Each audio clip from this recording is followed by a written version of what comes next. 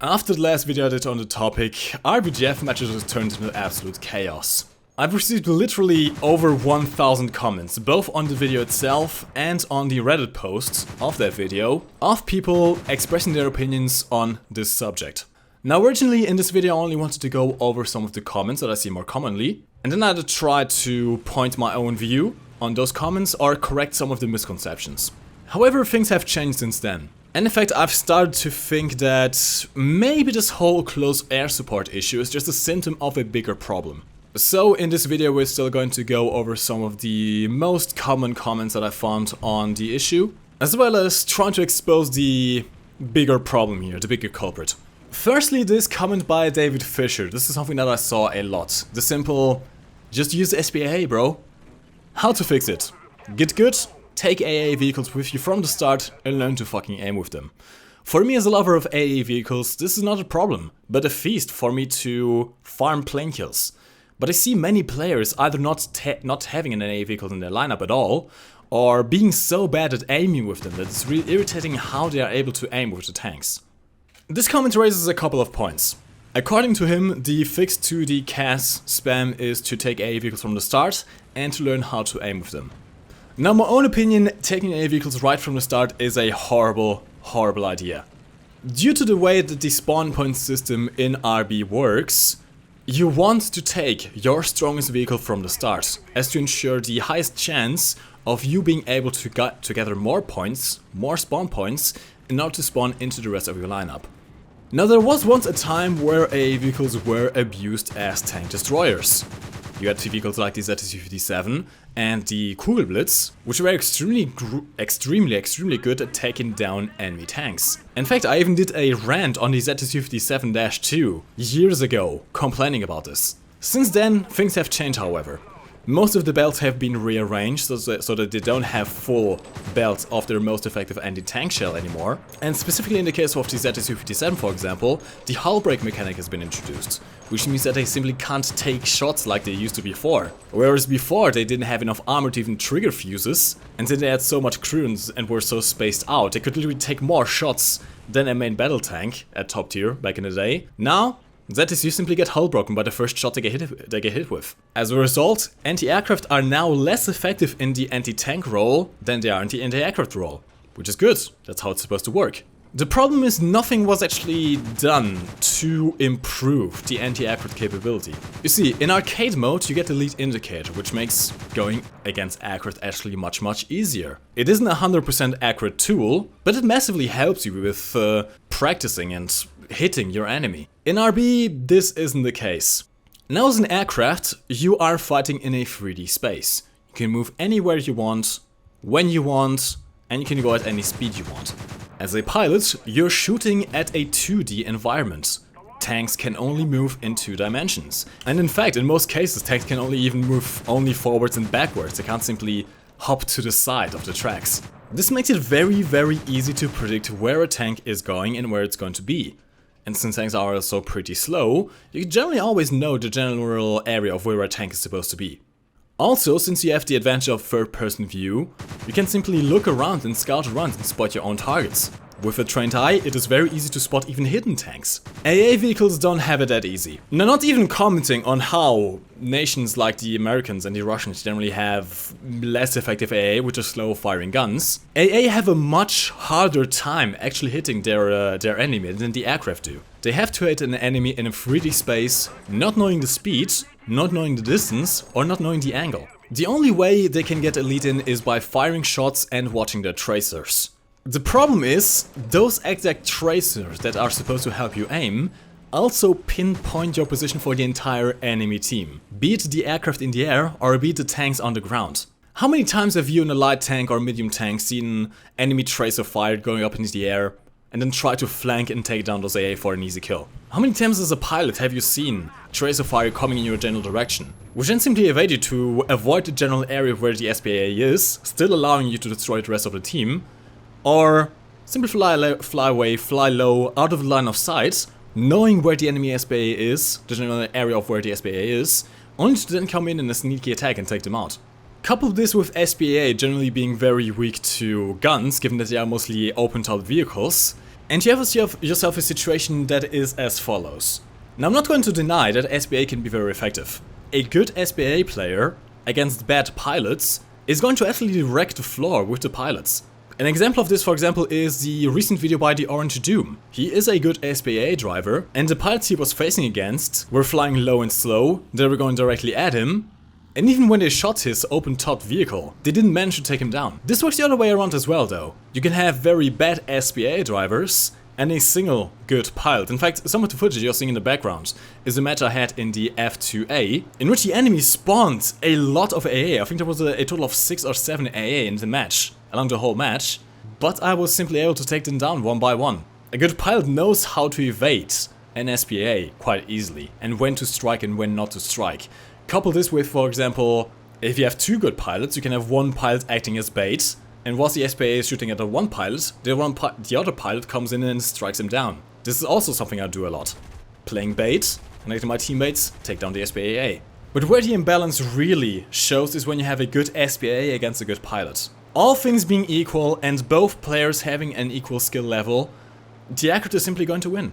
If the accurate has rockets, it is going to win. Even against the German AA, which are probably the best SPAA you can have, given that they have fast-firing guns with a high volume of fire, as well as some of them being enclosed and not being open-topped, they still are very vulnerable to rockets. Now, the best way for SPAA to take down an aircraft is in 2 situations. Either the enemy is very slow and low, or the enemy is going into a straight line for them. AKA, either the enemy is doing bomb casts, going low and trying to drop the bombs as accurately as possible, or they are in gun cast mode and have to be in a straight line towards the enemy for a sustained time. This, however, does not really apply with rocket casts. In fact, with rocket casts you don't need to sustain your aim in order to destroy the enemy. All I can simply do is go above, circle around, make the enemy miss all of his shots, then just for a split second hover my mouse over the target, drop the rockets, let gravity do the rest, and once I'm already evading again, making it impossible for the enemy to hit me, he's dead. What this really boils down to is the imbalance of power. It is much easier for an aircraft to take down an SPAA than it is for an SPAA to take down an aircraft. Next I want to address this pretty well thought out comment by Small Raptor. This issue has to be addressed carefully. You know as well as everyone that attackers are useless in RRB. You fly in, you maybe kill some ground units, and then you die. The only plane that is somewhat immune to this is the A26 due to its speed, but the AD2 on Hokkaido still gives me PTSD nightmares. Ground RB is the only place where they can really shine, and it is the only really fun place outside of Sim to use them. So removing them or removing their rockets from the ordnance is only really screwing them over even more. And I have to agree with this. This is the reason why people play aircraft in ground RB mode. It isn't for the research points. You've seen the last video where I had 10 kills in aircraft. I still got comparatively little research points. All the research points I got was towards aircraft, and even then it was still less than I would have gotten if I simply played an air RB match, given the reduced RP gain in ground forces. As such, people don't play for the grind, they simply play it for fun. And I completely understand that. Attackers in air RB feel kind of useless. You don't have the agility to really deal with enemy fighters, making you an easy target for when they spot you. But at the same time, you don't really carry enough ordnance to deal with bases and actually win games like that. You're mostly effective against AI ground targets like pillboxes or medium tanks, but even then it doesn't feel satisfying. It feels like you're farming for some research points in Civil Alliance, but you're not really affecting the outcome of the match. This completely changes in RBGF. One of the most amazing feelings is seeing your team being beaten down by enemy tanks. For example, them having a strong front line, or for example, seeing one of your teammates being held down by an enemy tank.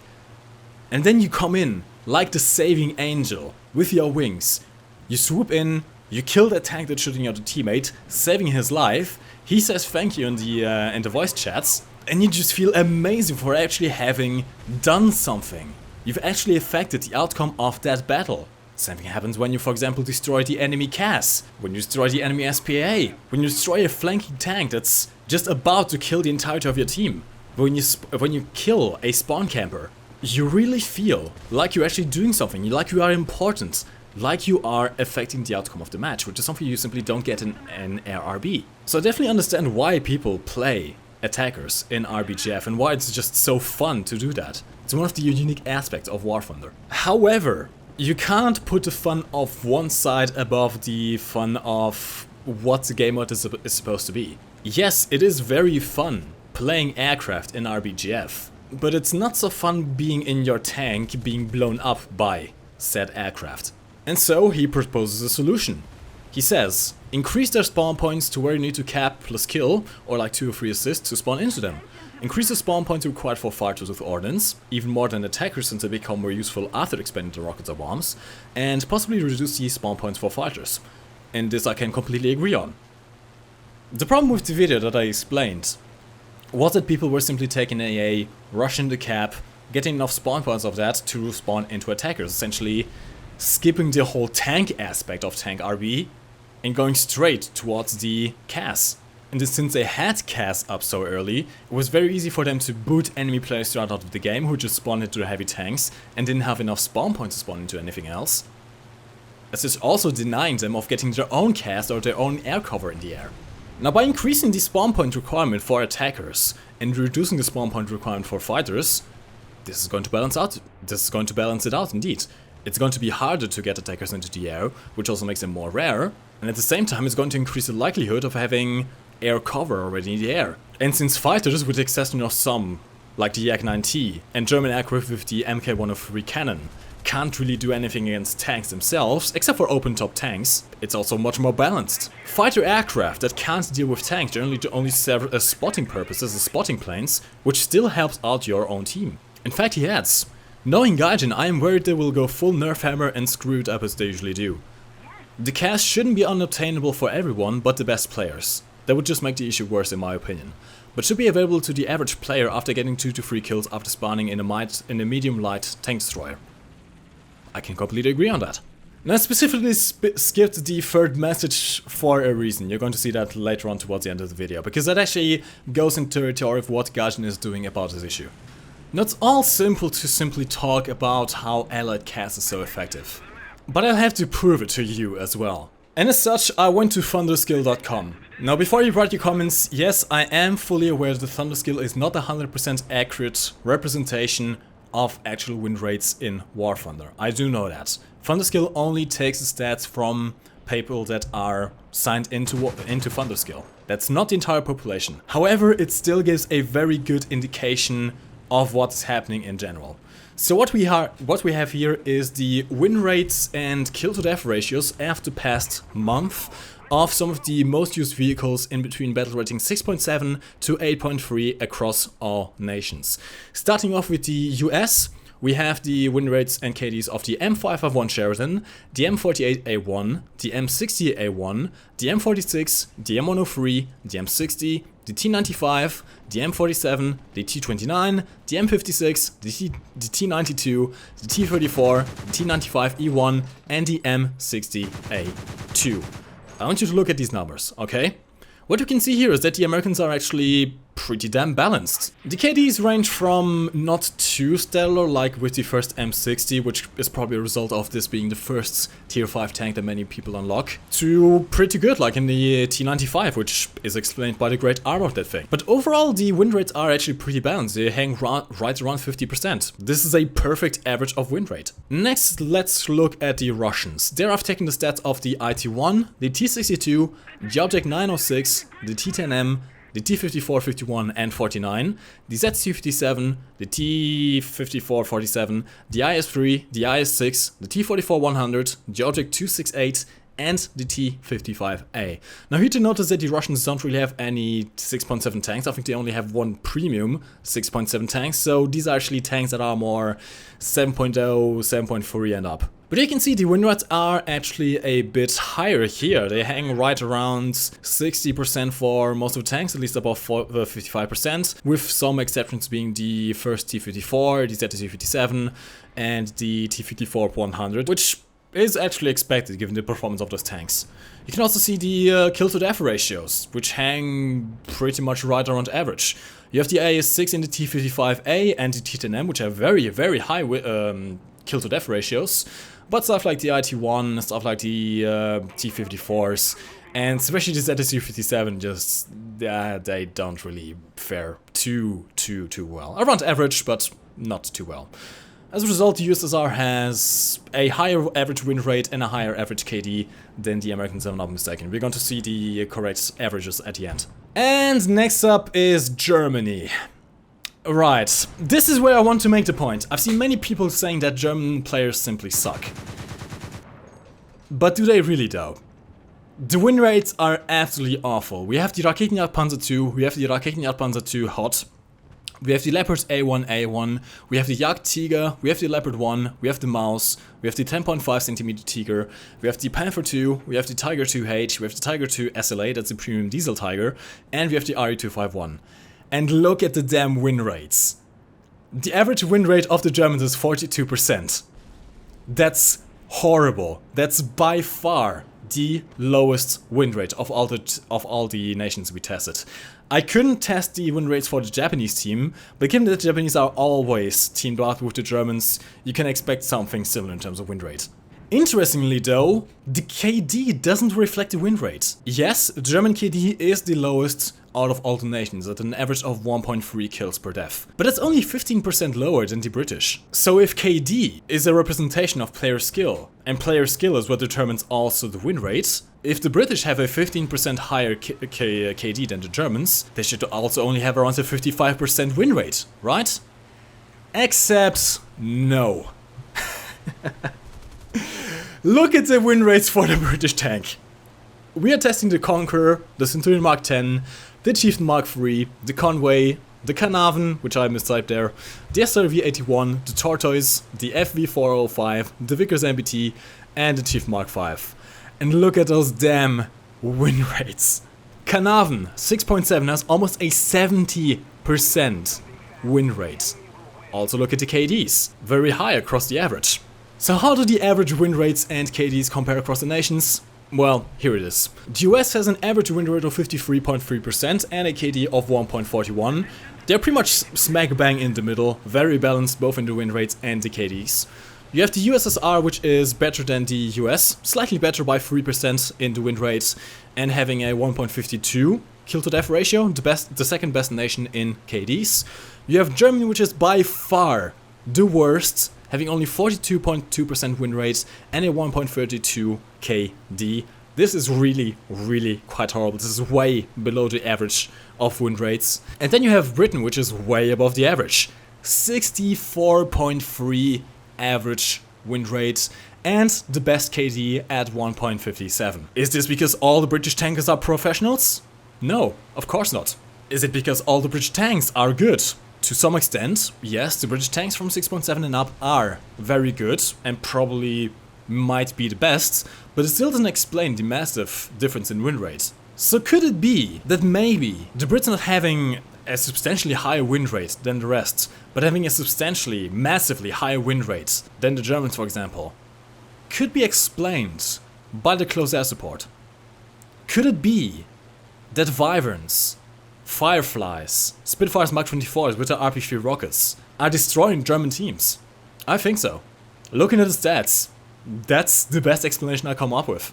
I mean, don't get me wrong, yes, you have bad players on all nations, but you cannot tell me with a straight face that every single German player is trash. It doesn't work like that. In fact, I can even speak from my own experience. I play all nations. I mostly play the Brits. I love my chieftains. I love playing them. They are amazing tanks, and I win game after game after game with them. And even if I die in my amazing chieftain, I can still spawn into my amazing aircraft. It's just so much fun playing the Brits. But when I switch over to the Germans, when I try to play the King Tigers, when I try to play the Leopards, when I try to play the RE251, it is much harder. Can it still be fun? Yes, it's fun having the mobility over the British, but you don't really have the guns over the British. And you definitely do not have the survivability. And even if you don't get taken out by the enemy tanks, you will get taken out by the enemy close air support. And given that you don't have an equally efficient air support of your own, when you die in your tank, all you can do is defend against the enemy aircraft. You cannot effectively attack the enemy advancing tank force. And this is why Germany currently has the absolutely horrible win rate that it has, and why Britain is by far the most successful nation. Next I wanted to address this pair of comments and actually give a shout out to SPAA because he put some very good points here. Hendegerster says, when you're saying there's nothing they can do, there is. It's called SPAA. I do it and it's very good at taking aircraft down. Yes, rushing in is bad, but planes and rockets should stay. Up to spawn point cost, make it so that if SPAA kills an aircraft you get more points, so people actually play them. For the rest everything is fine. And this I can agree with, that's kind of what I touched on earlier. SPAA is at a disadvantage against aircraft in general, but if there were more incentives for people to play SPAA, it would balance out. So I can actually agree with most of this comment, yes. But what really stood out to me is the response by SPAA here. The point is not that people do not play SPAA vehicles enough. As they do, as even Mike pointed out, you can see them in the video, he acknowledges them. Although I do have to intercept here that the SPAA in the video were indeed not very interested in shooting at me, which is something that also many people pointed out. But the main issue here is what he says next. SPAA vehicles are not rewarding to play. It is difficult for even very good players to reliably shoot down aircraft. Most SPAA is completely useless against tanks, especially at tier 4, and a good pilot can kill a player despite him using SPAA anyway, as Mike also indicated. Besides, when people play tank RB, they want to play tank RB, not SPAA versus planes RB. The crew lock is also a big factor. If you're only able to spawn in SPAA and the enemy is at a very clear advantage, would you even bother spawning in SPAA? Chances are that you will either die due to a tank before you even see an aircraft, or you will shoot down one aircraft, the enemy tanks will lose your position, and then come and kill you, still leaving you without any way to save the match. It's just a last-ditch effort in a hopeless situation to get some more lines in RP. Hardly worth it for many players, hence the abundance of the method just don't take SPAA into your lineup. RP games already don't give enough RP to justify playing it over arcade for purposes of research, and longer games only make that issue worse. And I completely agree with this comment, he essentially nailed it. He nailed the whole issue.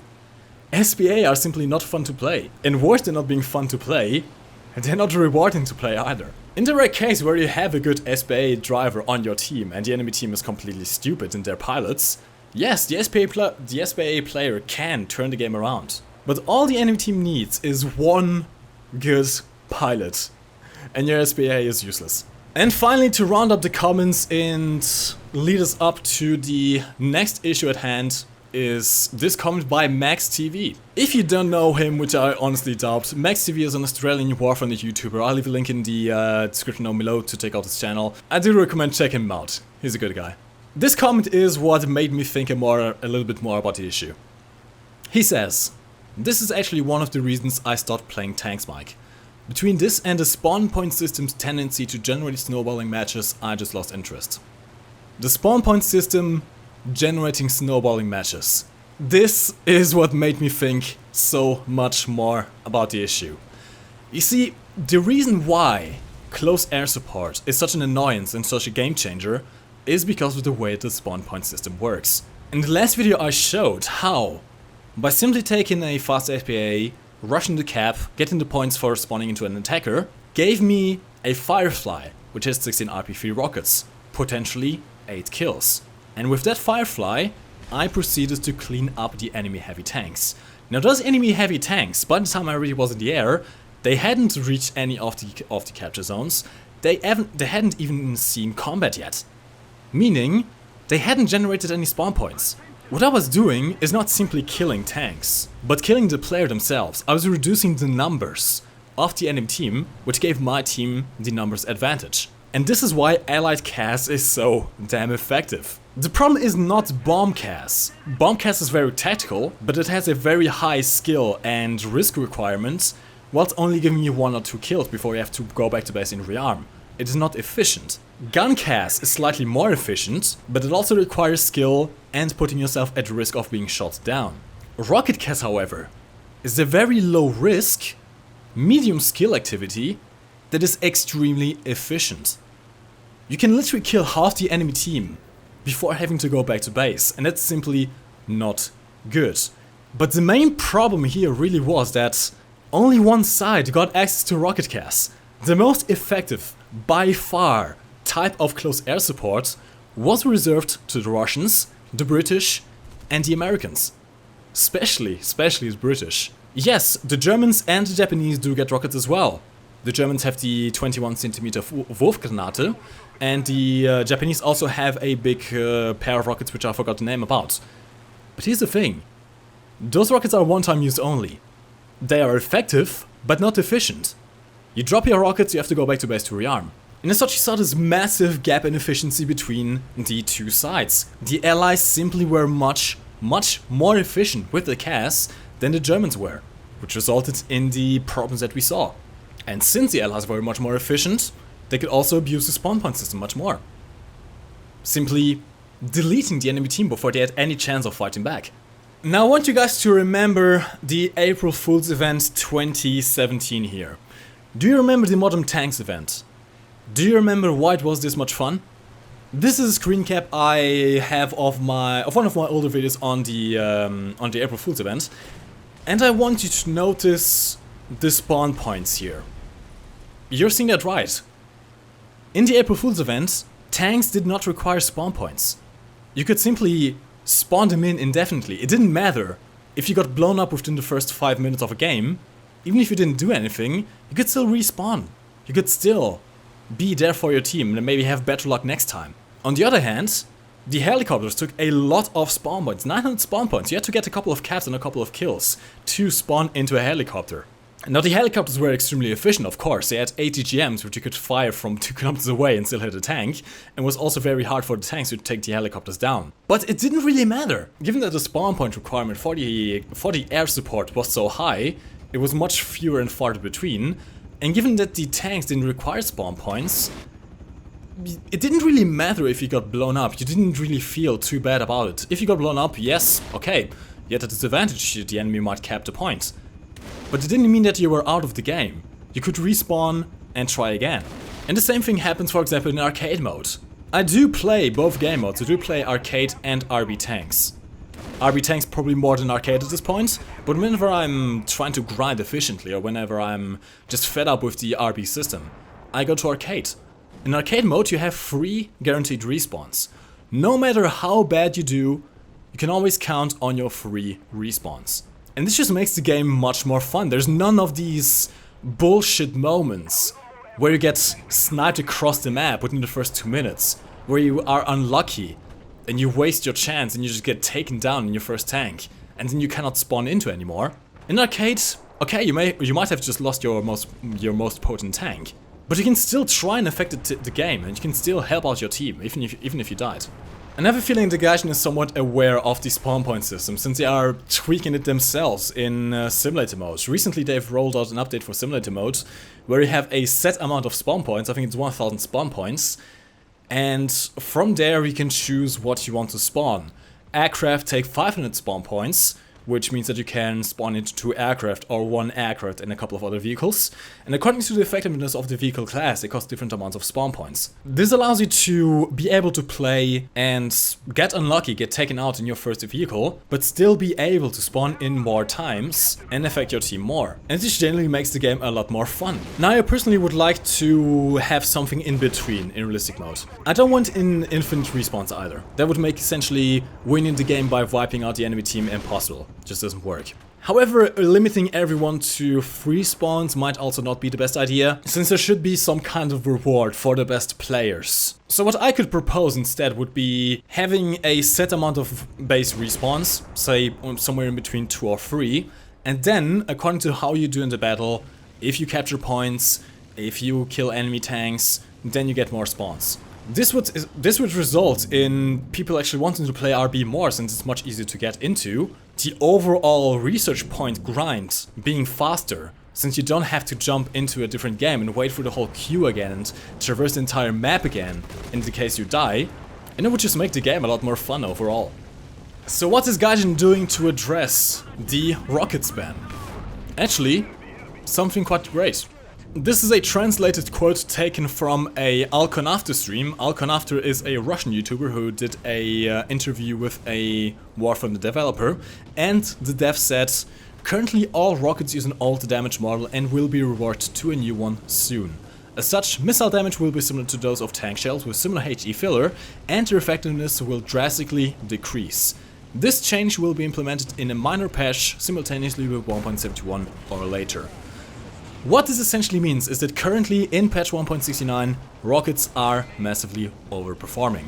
What you have is rockets that act like nukes. They're essentially like bombs. You do not need a direct hit with a rocket to kill a tank. After the patch, rockets are going to be more realistic. They're actually going to do the damage that they should do, given the amount of explosive filter that they have, and they will require direct hits to the weak spots of enemy tanks, to the low armor tanks. It's going to be easier to take down light tanks, for example, but heavy tanks, in order to damage them, you're going to need to place your rocket on the top of the roof armor, the engine deck, stuff like that. And you know what?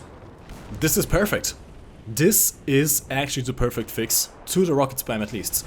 Not to the spawn point system, but to the rocket spam. It's going to balance, it's going to bring down rocket spam, it's going to bring down rocket cast, and make it more balanced with the other types of cast inefficiency. It's going to increase the skill level needed to effectively pull off rocket casts, without the use of random RNG in rocket accuracy, for example, which is what we had before. So in this case, I actually really have to commend Gaijin. They're doing the right thing here. This video has kind of dragged out itself to quite a long time. I've been recording for 50 minutes now. Hopefully going to cut down this video to sub 30 minutes, but I'm not too sure. The problem is, this complicated issue is just, well, complicated. It's way too complex.